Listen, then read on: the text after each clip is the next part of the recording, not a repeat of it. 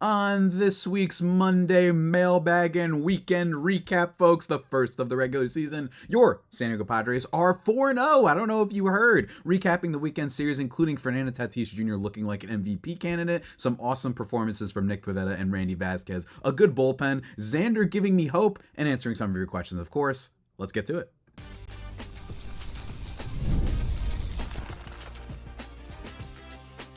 You are Locked On Padres, your daily San Diego Padres podcast. Part of the Locked On Podcast Network, your team every day. Greetings, ladies and gentlemen, and welcome to another edition of the Locked On Padres podcast, which is part of the Locked On Podcast Network, your team every day for Monday, March 31st. That's right, only one more day of this dreadful month, my lord. I'm just kidding. It's actually been pretty good. But you know what hasn't been pretty good? Or at least not consistently? Me, your host, with sometimes occasionally, but certainly not always the most, Javier Reyes. You can follow me on Twitter/X and Blue Sky at Javipeno, Javiipeno, as well as TikTok. You can follow me at Javio's on there. I'm posting some more short form content just to talk ball, Padres, whatever. So going to be a lot more on that. Today's episode, though, guys, is brought to you by FanDuel. We love FanDuel, guys, because right now, new customers can get $200 in bonus bets when you first bet $5. When your first $5 bet wins specifically. So go check that out at FanDuel. Today's episode, guys, we are recapping the weekend slate. And it's fun, right? Like, I love doing a weekend recap. I am so excited, especially when the weekend recap involves a sweep, and especially when it involves a sweep of the Atlanta Braves, and especially when the weekend opening sweep involving the Atlanta Braves is the best start that the Padres have had since 1984. And if you remember correctly, my fun Friar faithful friends out there, the Padres went to the World Series that year. They lost, but they went to the World Series that year. So very, very cool stuff, guys. Let's jump right into it because we got a lot to talk about, all right? So Friday's game, for those curious, don't get me wrong, I will be posting more and giving my commentary and whatnot, but Friday I was celebrating one of my best friend's birthdays, so I was just totally out of commission. Like, I was just like I watched the game a little bit on my phone, but we're at a bar and doing all that type of stuff, so I didn't see everything immediately. But let me tell you, I did see how the game started off, which was a bomb from Fernando Tatis Jr., his first homer of the season on the first pitch. Look, there's not much. I was really optimistic about Fernando Tatis Jr. heading into the season. However, some people might think, well, Javi, why aren't you predicting him to be MVP and stuff like that? Because frankly, that's boring. That wouldn't be that bold. And two, my thing is, I'm okay with everybody who was like, hey, like, I'd like to see it though. You know what I mean? I think that criticisms against Tatis were not just people who are hating, right? Or there's an out-of-market bias. In fairness, his OPS had been down about 100 points ever since the PED stuff. And I was still optimistic. I thought he was going to have a very good season, don't get me wrong.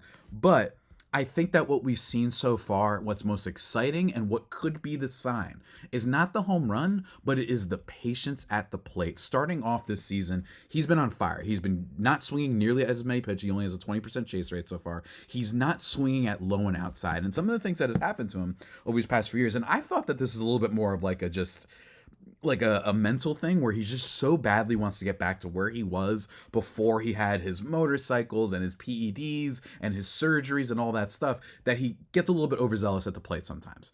And I like that, at least this so far, we've seen that he has not been that at all. And it's a part to do with the leg kick. He moves his leg out, right? His front leg is like faced a little bit out. He's a little bit more wider of a stance. Then he brings it in as a thing, like a lot less bat movement. He's just moving the leg a little bit. It looks like he's just more prepared for pitches, right? And I think that it's kind of the thing with Tatis. Now, he's not like a strikeout machine. Let me be clear. That's one thing about him these past few years. He doesn't strike out like at an insurmountable rate, right? But there have been times where it's like, dang, like he was just right behind that one. Or dang, it looks like he was like not ready for that exact pitch. And what I've liked so far is just the patience. Fundamentally, that is what has been so cool about Tatis so far. Batting .467 on the season, which granted is nothing, but .529 on base. He's walked a bunch, and he's also swiped 3 bags. So my one bold prediction this year that basically I was like, he's not going to steal as many bases, that Xander Bogaerts might steal more bases than him, was because I thought this might be an effect to keep him healthy. But one thing we've seen is, well, that's to be assumed because they have put him in the leadoff spot. Now, that wasn't necessarily surprising on Thursday because it was a lefty. Maybe they said we want him to hit more against lefties there. But they did it also on Saturday or Friday and Saturday's games as well. Like, it looks like this might just be his spot for the time being, especially with the loss of Profar. And I'm cool with it. I've talked about it before. It's a little bit of a game flow thing. Baseball people have told me. It's like, look, bottom line, a guy like Tatis, a guy who also is able to get on base, who's able to not, swing at every pitch that comes across their way. Getting him on base with his speed, you just don't want to start innings off like that. And with Tatis, you also give him more at-bats. And because you don't want to start him off like that, you're going to see more fastballs, and he can crush fastballs, as he did in this one. Shout out to our guy, Ronaldo Lopez, getting absolutely torched this game. He actually doesn't get destroyed overall. 5 innings, gives up 9 hits, but only 3 earned runs. The Padres didn't necessarily have their best game with runners in scoring position that they've ever had. But nonetheless, I'm really, really excited about Tatis. That would be like my big takeaway from this game, because I do think, while it is a short sample size, we've actually seen, it's not just that he's walking, it's that he has a new approach, and that is resulting in him being more patient at the plate. And if he does that, you might get the 2021 version of Tatis, because people might forget Tatis was, he struck out a decent amount like those years, right? A little bit. But in 2021, he also had a high on base percentage. That's been the big thing about Tatis, right? Over these past few years, he had a 340 on base last year, a 322 last year. Before that, 364, 366, and 379. So, like, he was a guy who had a huge on base percentage. So I'm really excited about what we're seeing from Fernando Tatis Jr. so far. He rises to the moment, and I could not be more thrilled. Also in this game, Mr. Martin Maldonado actually drives in an RBI in the bottom of the second inning. It's just really funny that we had 2 RBIs this weekend. Another one from Gurriel that we'll talk about for the Saturday game.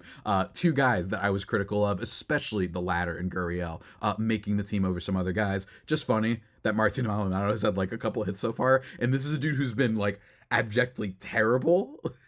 Like an abject failure at the plate these past few years. So that's just kind of fun. I don't know if that'll continue. But Mr. Xander Bogaerts, an RBI double in this one in the bottom of the 3rd inning. This was a close game, and he brought them ahead with this hit. 122.2 miles per hour exit velocity. That is the hardest hit ball that Bogaerts has had since 2022. Folks, this is a big deal. Now, look, you can get lucky on a swing. I'm not saying you can't. But what is the one thing we've talked about him over these past few years? His strikeout rate's gone up, his walk rate's gone down, he's not getting super unlucky, and he's hitting the ball a lot less hard. Now, I'm not saying he's going to go up to the 45% or he's going to be a hard hit guy. But for him to be up than what he has been these past few years is a big deal. And in fact, he started off really good this season so far. We're actually going to talk about him a little bit on Sunday, but he's hitting 273. He's got a 467 on base. He's drawn some walks in this one. 3, in fact. He struck out 5 times, but he looks a little bit more aggressive at the plate, but the hard hit stuff is real, so keep an eye on that. That is awesome. Dylan Cease, not great in this game necessarily. He was good for most of it, though, right? He was dealing through the first few innings. He had 6 strikeouts, like dealing through 2 innings, right? He was awesome, but overall finishes with 4 1/3, 3 earned runs, 2 walks, 7 Ks. Kind of just got into some trouble later, right? Kind of got into some trouble, gives up the home run to Kalenic, which unfortunately brings the Braves right back into the game. It happens. It happens. They wanted him to get through 5, especially because of Michael King's poor opening day start, conserve the bullpen a lot more. He couldn't, but it's okay. It happens. Marcell Ozuna also was the guy that drove in some runs in this one. I'm okay with Dylan Cease. And we're going to talk a little bit about Dylan Cease and what was interesting, more than just the performance itself, and why I think we need to keep an eye on him and what could take him to another level, or at least is just something to keep an eye on for the beginning months of this season. It possibly does away with it, but we'll talk about it in just a second, guys. And don't worry, we're not going to just only do recaps for this episode. Don't worry. I got you guys. It's the mailbag. I got you. But first, guys, I need to talk to you about one of our sponsors, so stay tuned.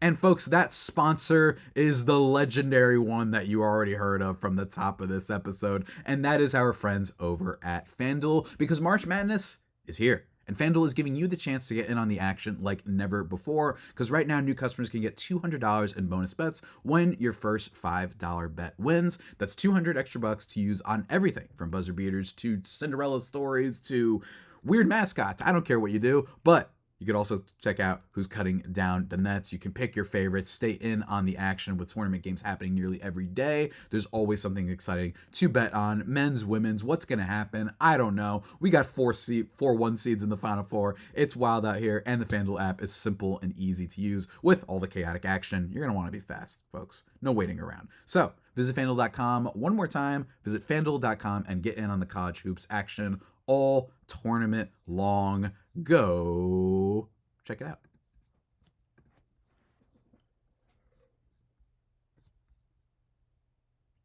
And just like that, everybody, we are back, thriving, and most certainly vibing here, ladies and gentlemen, on Locked On Padres podcast. Remember to follow me on Twitter /X and Blue Sky at Javipeno, JAVIIPENO. Thank you for making us your first listen every day. Feel free to send me all the questions, guys. It's so fun to be back. But with Dylan Cease, a couple things. Not his best start, and it is just funny that both Michael King and Dylan Cease were the two starters this weekend that did worse than the guys we had questions about, which are, man, I didn't have as much of a question about Pivetta, but we'll talk about him, and then Randy Vasquez, that they had the much better starts, which is just, that's baseball, right? This is why you don't predict, individual games, especially in baseball, right? You got to use the largest sample size. But some new pitches for Dylan Cease. He threw more of a changeup and sinker in this one. Changeup is about 79 miles per hour with a 17-inch vertical break, and he never threw more than 5 in a game, if I'm not mistaken, and he threw 10 in this one. His sinker was about 96 miles per hour with more of a four-seam sort of shape, right? So here's the things to look at that. Number one, the obvious thing about this is, we've talked about it, the playoffs were a little bit of a right? And on not just this playoffs, but previous playoff appearances as well. Does Dylan Cease need a third pitch? Here's the thing. He's still very good. The man is going to get paid this offseason by whatever team it is. He's probably a $200 million pitcher or around that mark. He's going to get paid. He gets crazy strikeouts. The slider is probably one of the best pitches overall in the game because of just how freaking dynamic it is, how much it moves, how many strikeouts he gets with it. It's amazing. At the very minimum, it's the best slider, basically, in baseball, is what we've seen. But if you can add a third pitch, that is a big deal. The changeup doesn't have the type of movement, at least what we saw so far, that gives you a whole lot of confidence, right? Like he's trying out new things, and it's okay. And the sinker, that's a big deal because if it looks more like a four-seam fastball shape, if he's able to have a pitch that disguises his fastball more, that way you don't have moments like the Dodgers last year in the playoffs where they're just waiting on that bad boy, and it's too obvious that he's going with either that or the slider, and he's maybe the fastball isn't on. It's nice to have another pitch that at least can be disguised a little bit. So I'm really curious to see how it plays out. It's just the first start of the season, and not great that he, wasn't amazing this one, like gave up some hard hits, especially to Jared Kelenic with the home run. But nonetheless, I'm still excited about this, right? It's still something to keep an eye on going forward. If one of these pitches is decent, then I think we're cooking with gas, folks. But either way, my thing about this is the reason I'm not freaking out is because bottom line is Dylan Cease will still just be good, right? Like I'm not worried that this is a dude who had a 5 ERA last year and we're like, we need him to be better. We need these pitches to be better. Even if they're not, the fastball slider combo is going to be awesome, but I am curious to see if the movement can have a little bit of the right drop, especially on the changeup, to be effective.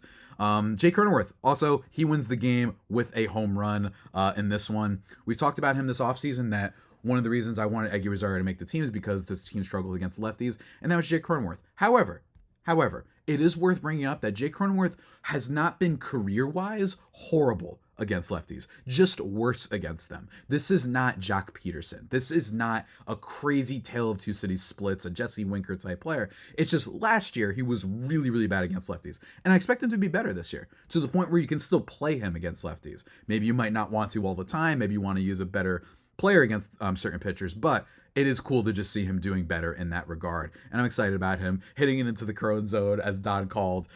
Just a lot of fun, guys. A lot of fun. Saturday's game now. Let's move on to the next one because this one, not a lot to talk about in this one, man. First of all, Manny Machado had a strained calf in this one after swinging. He just completely not whiffed, but he missed. And it was not great. And everybody's like, oh no. And guess what? He's going and hanging out with Profar at the soccer game right after that. He's fine. He ended up being back in the lineup on Sunday. Look, he old, you know what I mean? Stuff like this can happen sometimes. But one thing to learn about Machado, or at least one thing to know about Machado, is the man plays a lot. So I'm not worried whatsoever. Also in this game though, it is basically Yeah, the Javi, you're an idiot. Yuli Gurriel ends up getting brought in this game. He drives in the lone ribby of the night, so that was great. Some clutch hitting from the Padres. Love to see that. Jason Hayward has not looked so good so far this year. He was 0 for 3 again with a strikeout. He looks really bad at the plate. I think he's just a defensive replacement only. But if he's not like at least tolerable offensively, I could see a world in which they're like, all right, we're bringing up tier, so we're bringing up somebody else instead. But for now, he's there for his defense. Actually made a good defensive play as well in this game, if I'm not mistaken. So shout out to Jason Hayward. He has a role. Don't freak out. I really like the ability of this Padres outfield. I think that they could be good defensively. And in general, the team good defensively because they helped out our boy Randy Vasquez with a very, very impressive start. His probably, dare I say, most impressive start yet. 6 innings in this one, no earned runs, 4 walks, 3 Ks, 4 hits allowed. He was solid in this one. Now, let me tell you, there was some good plays involved, right? There was a good play by Tatis. It was a little bit of a weird one where Matt Olson hit a shot. Matt Olson, very unlucky in this game, hit a shot and Tatis reached his glove out and he didn't catch it. He didn't complete the play, but by consequently, he at least kept it in the yard, basically. It's very hard to explain. Just go watch the replay yourself. Great. Love that. And there was also 4,000 IQ play by Jake Cronenworth in this game, pretending to jumping in for the ball, lets it drop down, allowing the runners, they had to freeze, and then they get the double play at second base and third base. And look, here's the thing. That's a very rare situation if people are wondering. My mom actually asked me, she's like, wait, I thought there was an infield fly rule. It was like a little bit of an infield blooper. It was a very weird kind of happenstance moment, but love it, right? And I love that Jake had the heads up there. Great defensive play. But I'm only bringing this up to say that it's not like Randy Vasquez, everybody buy all the stock, we're out here. There was some good defense by the Padres in this game, which is great. But in terms of things by Randy Vasquez that I liked, he didn't throw his sinker as much in this game, and that was his worst pitch by far last year. Batters hit 439 against it last season, and what he did start using more was a cutter, right? And specifically, he used that against lefties, and lefties killed him last season. They hit 365 against him, which was the highest average in MLB against any pitcher who faced at least 125 left-handed batters. That according to San Diego Tribune writer Kevin Acee. Look, that's really good. And here's the thing. While, yes, he did get a little bit of help from Tatis and Cronenworth, he produced 2 double plays on those cutters, right? One, the aforementioned Cronenworth play, and another one earlier on, the beginning of the game. You know, you're starting off your season. You want to be able to make a good impression. Gets the double play. Love that. Love that. Love that very much. Getting a cutter in on Matt Olson. That's interesting. So keep an eye on it. If that's how he's going to attack lefties, I'm into it. And then we have Sunday's game. Lastly, and another really good pitching performance. This one coming from my guy who I've been talking about all offseason, how much I love this, Mr. Nick Pivetta. Remember, coming into the season, I was excited. I thought, you know what? In Petco Park, with Ruben Niebla's tutelage, this guy's going to be very, very good. He had the 15th best strikeout rate among all starters over the last 2 seasons. He's added better pitches. He's just looked better, folks, let me tell you. And he looked great in this first start, man. I mean, really, really good. And they really needed it, right? Because of the bullpen that they had been using a decent amount. They had some good bullpen help on Saturday as well. In this one, going 7 innings, only allowing 1 hit, no earned runs, no walks, and 4 Ks. So not a ton of strikeouts, right? Which is what we're used to from him, but really good control. I mean, this guy looked really, really good last year, and it was kind of a little bit of a historic start, at least for in his career so far, from Sammy Levitt last night. Tonight was the first time in his career that Nick Pivetta had ever thrown 7 shutout innings, allowed 1 or fewer hits, and didn't issue a walk. That was the thing, is that he had really good control. And the Braves batters were just really bad this weekend. Let's just be honest. Like, they weren't very good. But love to see that. Love to see that from Nick Pivetta. I stand by my bold prediction. One of my boldest predictions this season was that Nick Pivetta will be an all-star. I just think that they know what they're doing here. And if you're wondering how the Padres got him, ask all the other teams that have a lot of money that refuse to spend it. That's how the Padres got him. Really crazy and really a godsend that he's only making $2.5 million for the team this year. It will go up next year. It's a weird contract. I get it. But at least for now, really, really love where they are with Nick Pivetta, right? In a way, and if he goes off, then you get him for, if worst case scenario, if Nick Pivetta goes off and he decides to opt out after year 2, it's like a 2-year, $22 million contract is what you basically gave him, right? Around that much, which is awesome. So really good stuff from Nick Pivetta. Jason Adam comes in, locks things down. Jeremiah Estrada gets the end of the game, they ended up having to use Robert Suarez because they scored more runs in this one, folks. And let me tell you, some really good ones. First of all, Manny Machado doubled in the bottom of the first. I thought it was out for a second, which is great considering that he was taken out of Saturday's game with an injury. So love to see that. Jackson Merrill had a double. Brandon Lockridge had a double. Tatis had a single. And then Xander Bogaerts, who I want to talk about, he had a double. And this one was on the first pitch. He saw it on the first pitch, RBI single, RBI single or double? Give me 1 second. It was an RBI double, so 2 doubles for him on the opening week series. Love that, and I love that it was on the first pitch. One of the things with Xander Bogaerts over these past few years, with the hard hit stuff, again, there's so many numbers, and that's why I've been scared about Bogaerts, and that's why he's so exciting, is that on top of the hard hit stuff, on top of the wrist and all the things we're worried about, he also was just always having first pitches called strikes against him. In 2024, his first pitch strike percentage was up nearly 6% from his previous year, right? And in 2023, he had hit well, and as I've mentioned before, he got hit on the wrist, and the big thing was just that he didn't hit with runners on base, and that tends not to carry over year to year. It just doesn't. But it jumped 6%. He was just not swinging at first pitches, and maybe that was because there were some lingering effects from the injury, which is weird because in 2023, he actually finished the season hitting very well. But in the beginning of 2023, all the time that he played, I guess he was just really reticent to swing the bat, right? And what we've seen so far is he has been a little bit more aggressive on that first pitch, and that's good because what has happened, especially last year, is basically Xander Bogaerts was starting every at-bat at an 0-1 count. He would just never swing. You have to show some aggression, right? And I know this sounds ridiculous coming from a guy who was a little bit annoyed when Manny Machado, if people remember, lost the game last year with the bases loaded by swinging on the first pitch. That was different because that hasn't always been an issue with him, and it was a pitcher that was really struggling with control. That's why I didn't like it. But overall, it's fine. We still love Manny. It was just a minor critique that game. Really, really exciting for stuff for Bogaerts. Swing on first pitches. He's getting doubles in this one. I love it. And some of them, as talked about in Friday, the hardest hit ball he's hit in nearly 3 years. Luis Arraez, last thing to talk about with these games. Amazing defensive play by Luis Arraez, right? He had a chaotic game, nearly died with the batters with the opposing batter stepping jerks and Profar. Actually, he looked so scared. And Profar, we love you so much. He was clearly like distraught. He was like, oh no, but that's Arraez's fault. Got to keep your foot close to the side of the bag, not in the middle of the bag, my guy. So figure that out. But then makes a really good defensive play later on, which is crazy. Throwing an absolute gem of a throw to second base to nail the runner who was trailing a little bit. So Luis Arraez, shout out to Ben Lloyd, who came on the podcast, who said Arraez Gold Glove this year.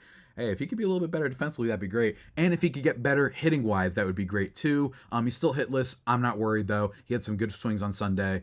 Had a line out to Michael Harris. He had a line out to the shortstop. I'm okay with it. No problem whatsoever. I think Arraez is going to be fine. The only thing is, let's get to it, man. Let's get to it. But I really do love his spot in the lineup, at least right now, to be the guy that comes after Tatis, because it's possible that he hits a single and Tatis can score from first. That's how fast he is. So I'm really, really excited about it. And overall, good weekend series, man. Good weekend series. We're not done yet, though, of course, guys. We got to take one more break before we get into some questions and comments you guys left me, and then some final thoughts overall on the weekend, because, baby, we're back.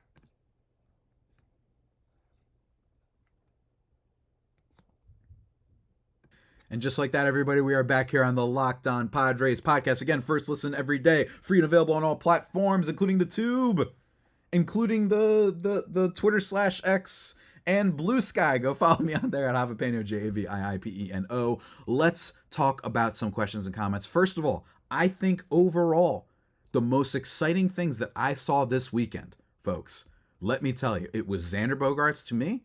It was Tatis looking more like an MVP and more disciplined at the plate. And then, lastly, the bullpen for this team, currently 4th in Major League Baseball in terms of ERA at 1.75. That is rad, folks, let me tell you. But let's get into some comments from you good listeners, and then I have a couple final thoughts as well. First of all, got a nice DM from my guy DH. Said, Javi, what an opening series. Good to have the Padres back. So Padres 162-0 confirmed. But jokes aside, so happy to have baseball back. Hope the vibes stay high. Loved what I saw from the team this weekend. Just wanted to share that. I loved what I saw from it too, DH, man. What can I tell you? Really appreciate your DMs as always. At Phoenix Ash 927. Question for Monday's mailbag. Can you feel the magic The Padres have picked up right where they left off. Pivetta 7, nearly perfect, and MVP Tatis. I'm not going to go as far as say I could feel the magic, but this is about as good as a start you can have for a team that was playing a really good Braves team, by the way, a team that has the second highest projected win total of any team in Major League Baseball, at least coming into the year. And given all the offseason drama, it's even better, right? So yeah, absolutely a little bit of magic, but let's calm down just a second. You know what I mean? But still, really good stuff. Now I want to talk about a big question that a lot of y'all had. One from @righteous110. We got another one from where else we got? We got a lot of people. At RJPG. We got @JDS the third. What did you do to Javi? Is he okay? Does he need help? Who are you? Why are you here? Stephen Crawford said, where is Javi? Blah, blah, blah, blah, blah. Let's talk into it. My guy, Jim Grease, he is going to be doing postcasts, basically, right? And shouts to some of you who are really nice. Someone said I tried watching other Padres podcasts, but I'm really liking the show. Like your matching of 84 team to present. Enjoy the host group, both Grease and Javier. So basically what's happening is I'm not going anywhere. Let me be very clear, right? Although one person said, @righteous110 said, way better than Javi. Thank you for sticking to the point. Javi and his hair can be the past. Man, people be hating on my hair. I like my hair. I think it's wild out here. I think it's fun. But in all seriousness, Jim is basically with a Locked On, basically a little bit of an initiative that we're going to be doing. Now I'm self-conscious about my hair. What we're going to be doing is he's going to be doing like quick, like live post-game shows that you guys can look forward to literally right after the game ends, which is not something that I will be doing. I will be doing more different things. Sometimes I might be doing player deep dives, might be doing interviews, might be doing crossovers and stuff like that. And I'll be giving my take as well. But he's just going to give you, like, if you're just a sicko, you know what I mean? Which I know you folks can be. I know baseball fans. If you're a sicko, he's going to be there right for you, just kind of talking about, you know, what just transpired in the game. So just giving you guys basically more content is the way to look at it. And I will have your episode from your boy, me, probably the day after, the morning after, unless it was like a really early game. So that's what you can look forward to.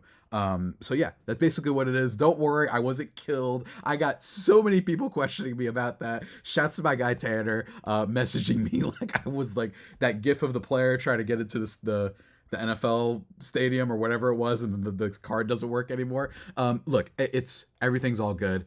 It's just some extra like live post-game content. And if you guys want to ask him questions, feel free in the live stream on YouTube when he does that. So just wanted to give you that. I will continue to say that at the beginning of every episode until all my listeners are caught up. But got some more comments from you folks. From Mama Murdy, as always, question for Monday's show. And he's got a bunch of them. How important was Randy Vasquez pitching well Saturday say about his long-term future in the rotation? I think it's just one start, and bottom line is he did get helped a little bit from the defense. I do want to see more if he's using that cutter better to face against lefties, though. That could be a big deal and help against what was killing him last year in a lot of ways, right? So it just means that maybe the Padres know how to develop some pitching.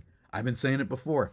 The Padres have gotten really good at this over the past few years with the pitching lab and with Ruben Niebla's tutelage. Just really good stuff. Again, it's not the same like kind of narrative that they've had in years past, which is a narrative that has been substantiated by people that I know in the industry, which is just target Padres pitching. They don't know what they're doing. Have not been hearing that lately. So really good stuff from them there. How important is it to be 3-0 over the Braves with Sunday's game still to be played? So obviously, Rama asked us before the last game. Huge playoff implications in mind since we can win the season series and have an advantage if we tie for a playoff spot. Yeah, it's a big deal, but hey, look, it's still the first series of the year. But I'm excited. And bottom line is, look, there's so many good teams. My bold prediction this year was that the Padres would be good, but miss the playoffs. And that wouldn't necessarily be an indictment of them. It would just be that the D-backs might be awesome this year, right? And they looked awesome. Did you see their offense the other day? My Lord. And then lastly, what is with the new post-game shows and how come you're not hosting them? Again, that's Jim. It's a new initiative. A bunch of other shows are doing that as well on the network. So yeah, what can I say? Next comment. From @CamWordplay, after your podcast focusing on Manny Machado the other day, I wanted to ask you about how much importance should we put into spring training batting average for veteran players. Specifically, Manny Machado hit about 125 during the exhibition season and is usually a slow starter during the season. If you're Mike Schilt, do you put him in his usual 3 or 4 spot in the order to drop him to 5 or 6 until he heats up? Of course, the question is moot now that he came out and got 2 key hits and did some damage. And what about Jason Hayward? Last year, he played like a guy who should consider retirement, and his numbers in the Cactus League this year would confirm that. So why did the Padres essentially give him the starting left field spot when they had other options, including Tirso, Oscar, Connor Joe, who seemed to earn it more? So first of all, I think that might be where the manager comes in, where it's like Machado for years has shown that he just doesn't care about the spring training, and some guys do, some guys don't. Maybe not care, but like it just hasn't resulted in affecting their game nearly as much, right? And Manny Machado has actually had really good starts to the season before. Last year, it was a little bit of that shoulder injury that he had, right? So that was kind of the reason for his slow start. But what you brought up about Jason Heyward, I think personally, I think that they're thinking right now is he's a veteran, right? So he's going to have sometimes a little bit more of the upper hand at getting the starting spot than, say, Brandon Lockridge. I think the Padres are like, we are going to be a defensive team primarily. Yes, we've got some stars in our lineup, but it's not like we're going to be hit. We have multiple 30 home run guys, right? We have probably Machado and Tatis, but outside that, could Merrill do it? Maybe, but not for sure. I think that their thing is we want to focus on run prevention. We're going to have a great bullpen. We've got some really good starters. We think we can develop the other starters, and we want to have great defense in the outfield. With Merrill with his gold glove, Tatis, a former platinum glove, and then Jason Heyward, who's basically only in the league right now because of his defense. I think that's what they're thinking. Connor Joe did not offer that nearly as much. Tierce Ornelas, I guess, does not offer that nearly as much. And then Oscar, I don't think as well either. So I think that's their thinking right now, but I could be wrong. Moving on, though, what do we got here? Let's see what we should do here. What should we talk about? My guy Brandon Evans, 1306, says, dang, 1 minute and no views. Dude fell off. I love your comments, dude. They're really funny. At Next Gen Breaks 8844 says, if the Padres had the money to spend on locking down a player, I would rather be an everyday player in Merrill than a 1 in 5 days pitcher. But in my opinion, King will be traded at the deadline when Padres will have a losing record at that time. He had me in the first half, not gonna lie, man. Look, I've said that that's what could happen, right? I still believe they're only trading Cease and King if they're bad. I stand by that, especially Cease. If they're good, do you trade him anyway? I don't necessarily know, because my thing is, if you're good, this is a team that's built for now, right? Right, they're built for now, so you might as well just kind of go for it, right? And I don't think teams are going to give you as much of a haul as you think, because he is a Boris client. And when you're a Boris client, they don't sign extensions in the middle of the season. They enter off season, complete blank check. Who is going to pay me? That's what happens. So I don't know if you're going to get that much. But let me tell you, one commenter thinks that they could get a lot, and that is my man James Y. Says, trade King and Robert Suarez to the Orioles for Kobe Mayo and Greg Bovich and some outfield prospects too. Or trade King and Robert Suarez to... or he actually left that same comment on another video, so I get the point you're going with, man. And then he says, trade Cease to the Braves for the current number 3 and number 4 prospects. 2 pitchers, one would go right into the rotation. Again, I just don't... First of all, I think the Braves rotation is good. I think Schwellenbach's good. I think Ronaldo Lopez can be pretty good. I think Chris Sale is going to be good again. And they're going to get Spencer Strider back. They're not going to give you too much for our guy here. As much as I love him, I don't think you're getting a haul. Again, I'm not seeing it. Now, I will say teams do like trading sometimes when they've got a really good team for an ace pitcher, even if it does cost a lot when they're good, because that means you get them for the playoffs. That could be a big deal. But again, that Braves rotation's good. I'm not buying that. But hey, I could be wrong. I think the Orioles thing, if there's a team to overpay, it would be the Orioles, though. I don't know if they will, though. This is a team that didn't even sign people in free agency, and they have all the money in the world right now with new ownership, so I don't know why they would pull the trigger on this. At Koji_H says, is there really nothing else that Yuli Gurriel has to offer? Playoff experience, other intangibles? Yeah, I'm sure he has other things to offer. Look, having veterans is important. It's one of those things that sometimes it's cliche, it's boring, it gets us numbers and young folk annoyed, right? But playoff experience and being a veteran does matter. I think David Peralta being a veteran absolutely does matter a bunch, right? And frankly, I wish that they might have had him instead of Jason Heyward right now. But nonetheless, it's okay. It's fine in regard to the idea that having veterans and some playoff experience is important. My thing with Yuli Gurriel is I just think that it kneecaps you more. And I know he had the big RBI this weekend, but it was a bad pitch to swing at, and it was like a grounder through the left slide. It wasn't necessarily a super hard hit. So did he get a little bit fortunate? Maybe. Maybe he can start raking a little bit more. But to me, I just think I would rather have the guy that crushes lefties as your DH weapon off the bench. You know, I just feel like you're not giving him a chance. And again, if you want to use him in the infield, he can do that. Gurriel cannot. But maybe I am wrong, because one person certainly thinks that, and that is Tony Sue. In my opinion, your analysis of the Eggy Rosario situation is slightly off. I'm guessing Preller's highest priority is to field the strongest starting lineup, and bench spots are a much lower priority. which I don't know why. But Rosario was probably the young player on the cusp of being promoted until the Padres acquired Gavin Sheets, so now it's tough identifying scenarios Eggy would be called up. Tirso is also in a similar situation, although probably another step behind Eggy. I will say that Gavin Sheets so far, hitting very well. He's hitting the crap out of the ball, which is really, really good to see. And again, I was okay with the Gavin Sheets thing because, in fairness, he was going absolutely nuts in spring training. So far, hitting 364 on the season. That's great. Had 2 hits in yesterday's game. He's got a home run. Like, that's fine. At least I've seen why they might be wanting to use him.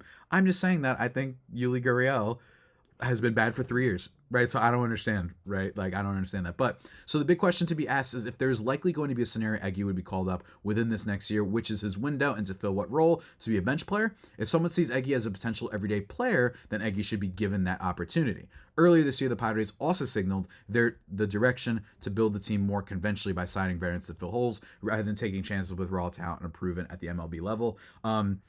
I'm worried about that last part because that usually is code for we don't want to spend, by the way, when they're like, let's just sign some scrap heap players. Granted, the Padres are in a weird spot. I don't understand the idea that because Eggy Rosario might be too good, it feels as like is what you're saying, teams might view him as being really good, that you shouldn't play him right now. I don't understand that. I'm not saying, wow, why are the Padres thinking of trading him? I'm saying more, why aren't they just using him right now in spots where he might hit a 2-run bomb? Right? Because he kills lefties. That's my issue. I don't think that starting him on the team precludes him from the possibility of being traded and you getting value out of him. Unless you think you're trying to get a fast one over on everybody, and that as soon as you start playing him in like 3 situations a game or whatever, that he'll get exposed. I don't understand it. I still don't. But I do understand the idea of like maybe wanting to trade him because other teams value him higher. But I could be wrong. What else we got? A lot of comments from Tony Sue, by the way. I'm checking out Jack in the Box today to verify their Padres promotion is on again this season. After a Padres home run the next day, you can get both a large drink and a bonus Jack for the price of only the drink, apparently. So thank you, Tony Sue, for letting us know. He has a bunch of other comments as well. Don't bang on a rise. He had a sacrifice RBI. And I'm like, look, I'm not banging on a rise. A rise is one of the most frustrating players to talk about. Because I don't know how many times I have to say he's a really good hitter, but he's not an all-star, like, elite, like, 6-win player. I don't know how many times I have to say that. Like, people who view him as a top 15, 20 player. That's what I disagree with. I don't know how many times I have to say that doesn't mean you're bad, right? I think he's actually quite good. He's consistently above 100 WRC plus guy, and he doesn't even need power to do it, and he didn't even have a thumb last year, and he did it. My only issue is that he is lacking some other things like speed, like walk rate, like power, all those sort of things, and defense being the last one. Although he did show out a little bit this past Sunday. So again, I'm not against Luis Arraez. I don't know why people keep acting like that, but what could I say? Good stuff, folks. That about does it for today's edition of the Locked On Padres podcast, guys. One last thing, actually. I'm not done yet. 2 last things. Again, last time they started 4-0 was 1984, and they made the World Series that year. Jackson Merrill, a little bit of a fun thing. There's this sign outside heading to the ballpark that's like this way to Petco Park and to Merrill Mania and the real Rookie of the Year. He said, obviously, somebody's thinking it and wants everyone to see, so I appreciate the love and support from everybody around here. That's really fun. He drove past it himself. Love that. We've talked about the Rookie of the Year race. I'm okay with Skeens, but I do understand people's rage. Last 2 things. Juiced balls, potentially. Not a lot of ton of data, but the full expected weighted on base on fly balls in March and April since 2018. In 2018, 473, then 489, which we know is when they use juice balls, then 478, then 2022, 427, then 447, then 429, right? Like very unjuiced balls now. And 2025 so far, it's 507. So, just a fun little trend to look out for. We might see some home run happy palooza, guys. Maybe might not affect the Padres as much as most because of Petco. I'm just saying, keep an eye on that. A little bit of a fun thing. And lastly, Roki Sasaki. I think people are probably expecting me to trash this guy. He was seen, it looked like, very emotional after his second straight really bad start. Only went 1 and 2/3 innings. I know people are railing on this guy.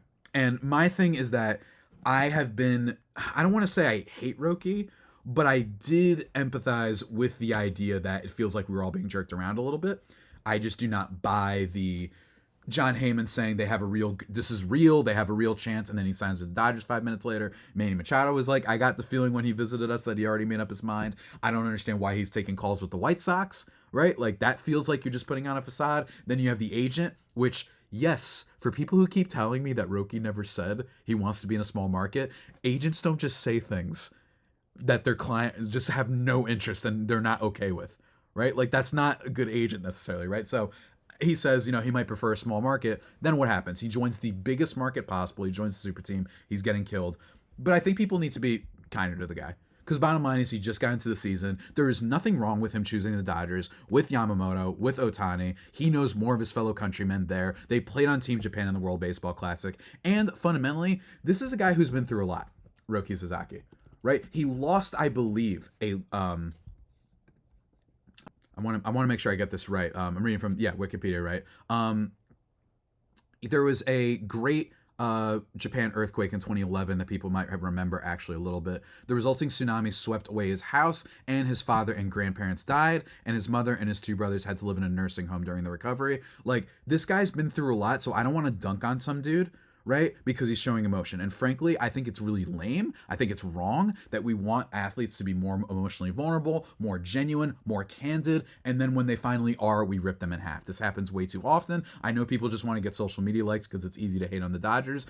Lord knows I've done it before, but I do think that in this case, my issue with Roki is something to do with the fact that it feels like him and maybe even Major League Baseball kind of facilitated, marketed this whole sweepstakes thing when it really wasn't. And for the record, even if there was some tampering on the Dodgers side, I don't care, because the Padres probably did too. AJ Preller name dropped him like a year and a half ago, right? So I don't really care about that. That's my...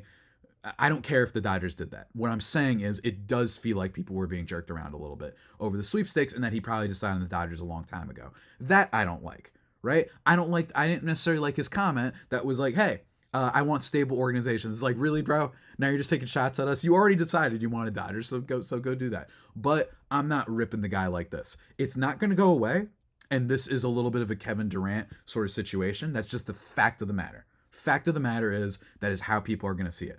They're going to say, kid said, I want to be super competitive. That's why I'm leaving early. Right? He could have left later at 25 and got paid the way that, say, Yoshinobu Yamamoto did. Instead, he left early because he's super competitive, and then you join the super team. This is just how people are going to view it. But I would still keep it more calm. This kid's been through a lot, clearly, as evidenced by the tragedy with the tsunami. Let's be careful here. But again, that's just my soapbox. Not to defend the Dodgers on Maine, but that's how I feel. But with that all being said, everybody, one more time, most exciting things from the weekend so far is Xander Bogaerts potentially being a little bit back. Tatis, plate discipline, and the bullpen, in my opinion, were the biggest takeaways overall. But that's it for an extra chunky Monday mailbag episode. I hope you guys enjoyed. Stay tuned tomorrow as we recap the Guardians game. That team is going to be annoying. They love pitching a lot, and all they are designed to do is be spoiler sport and then lose in the playoffs. That's all that team is designed for. Same goes for the Brewers. So hopefully they can beat them, but we'll have to see. We'll have to see, ladies and gentlemen. We are just getting started, but until that next time, stay safe, and of course, stay faithful. My Friar Faithful homies, take care.